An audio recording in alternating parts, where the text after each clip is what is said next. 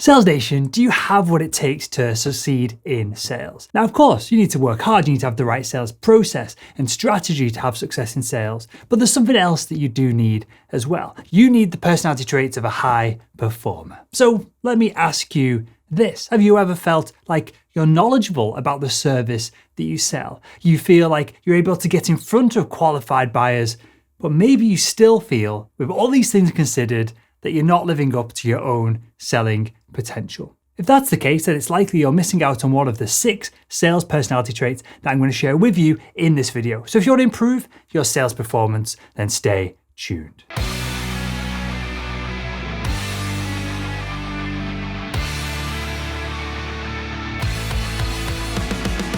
Hi, I'm Will Barron, founder of Salesman.org, where we help salespeople crush their sales quotas. Now, I want you to imagine your sales success being a pyramid shape. And on the ground floor, the foundations of this pyramid, we have your personality. On top of this, we have your sales process.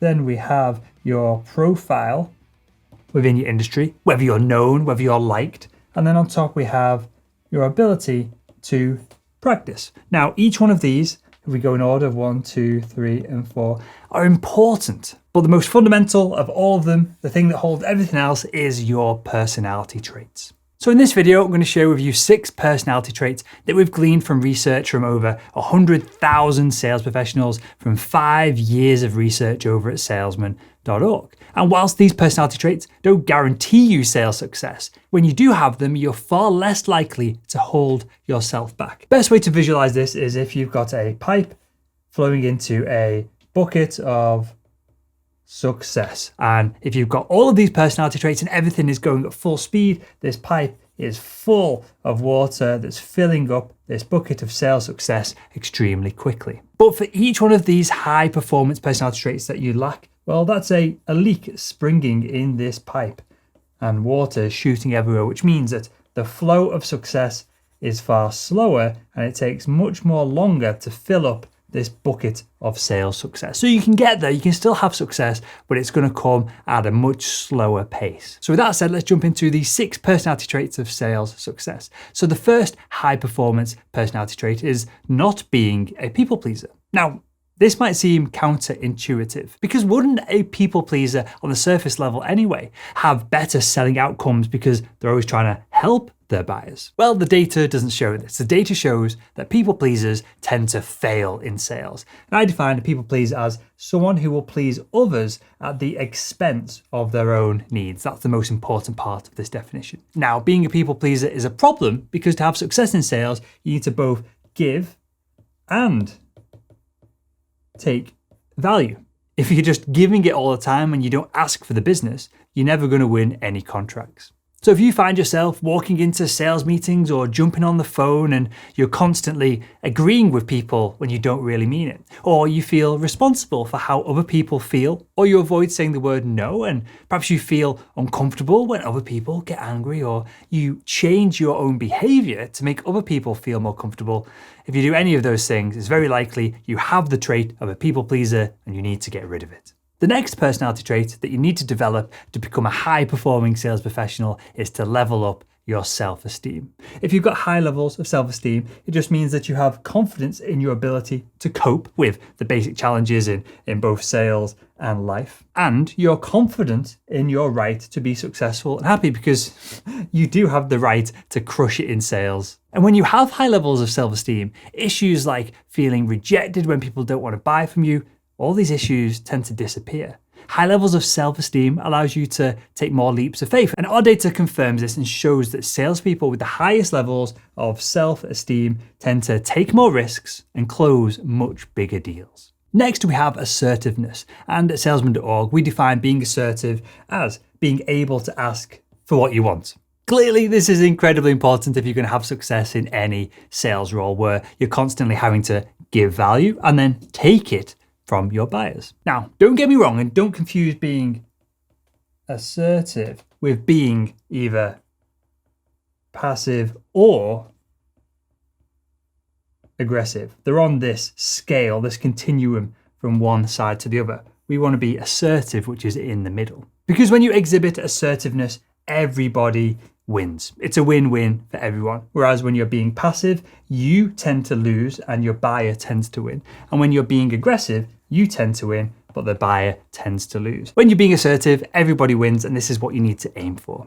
Next, we have goal setting, and we don't really know why some people are wired to set goals and some people are seemingly wired to drift passively through their lives. But we do know from our data that salespeople who set goals drive more revenue than salespeople who don't. And let me go a little bit deeper into this, because when high-performing salespeople set goals, they make sure to set goals based on their past performance and then trying to improve upon it, rather than just randomly attempting to shoot for the moon and then never getting off the ground. Think about your goal setting as if you're laying bricks to build a house. So make sure that you're setting a goal that allows you to achieve that first layer of bricks. So something that you can achieve in the short term, so that then over the longer term, you can build on top of these goals, and then you can eventually reach what you want to call success, the actual end game that you're aiming for. Because if you aim for this brick without the foundations that you built below it, well, you're never going to reach it. Another key personality attribute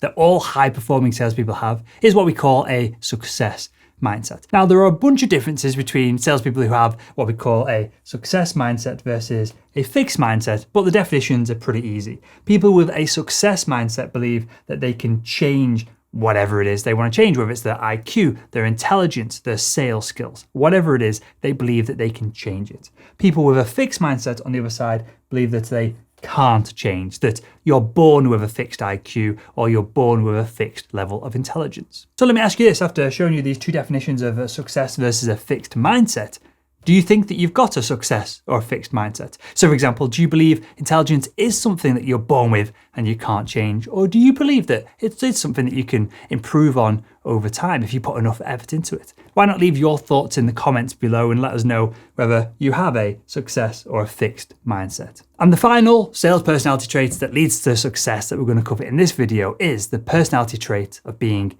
accountable. Now, personal accountability is important because, well, you need to be accountable to yourself before other people will be accountable to you. Now, one of the ways we test personal accountability in our sales code assessment over at salesman.org is by looking at the questions that our members tend to ask themselves when things go wrong in their lives. So people with poorer levels of personal accountability, I'll put better on this side. People with poorer levels of personal accountability, they tend to ask themselves questions that start with why, when, and who. High performers who have better levels of personal accountability ask themselves questions that begin with what and how. So to explain this, let me give you a quick example. Let's say a competitor swoops in and steals your sale. So you're going to miss out on a nice big fat commission bonus of $10,000. So would you ask yourselves questions like, why did they go with the competition? Or when will they learn that we are better than the competition? Or would you ask yourself questions like, who do we need to get rid of from this team so this never happens again? Now, whilst these questions that start with why, when, and who might be valid questions and decent questions to ask, they tend to show a lower level of personal accountability from the person who is asking them. Whereas someone who has higher levels of personal accountability are more likely to ask, well, what did I do wrong? Or how can I stop this happening next time? So the next time something goes wrong in your life, pay attention to the questions that you ask yourself, and you'll learn very quickly how personally accountable you are for the actions that you take. So just to wrap up this video, there are actually in total 12 personality traits of high-performing salespeople. So 6 more in addition to the ones that I've summarized in this video. And if you'd like to learn which of the high-performing traits that you have, and then those that you, of course, don't as well, head over to salesman.org